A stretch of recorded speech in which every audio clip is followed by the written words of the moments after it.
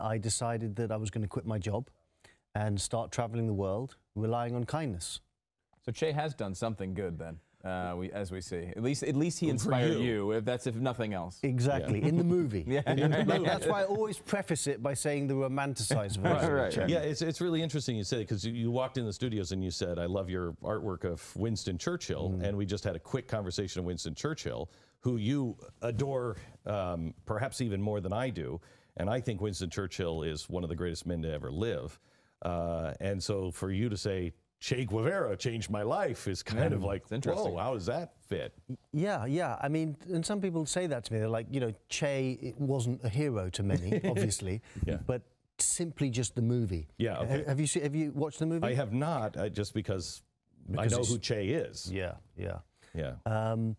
And I quit my job and I started to travel the world, relying on kindness. What does that mean?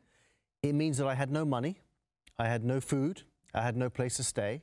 All I had was my vintage yellow motorbike called Kindness One, sort of like Air Force One, but a little bit yellower.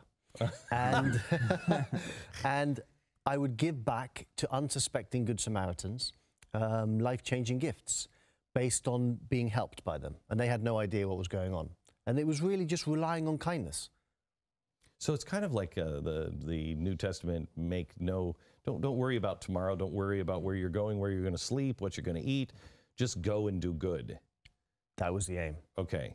And what do you mean, first of all, how are they kind to you? By giving you a place to sleep? By what? Yeah, primarily it was human interaction, human connection. So if I felt connected to someone and they felt connected to me, they would maybe give me some gas. They would maybe put me up in their house. They would maybe give me some food. And then I'd go from them to the next person. For example, I met a homeless chap in Pittsburgh who, had nothing really except one bag. Yet he offered for me to sleep on the streets with him. He offered to protect me. He offered to feed me. He offered to give me some clothes. And that was an act of kindness based on, he didn't know what was going to happen, but I was fortunate enough to be able to put him up in a house and send him back to school. But really, it was that he taught me a really powerful lesson, that true wealth is not in our wallets, but it's in our hearts.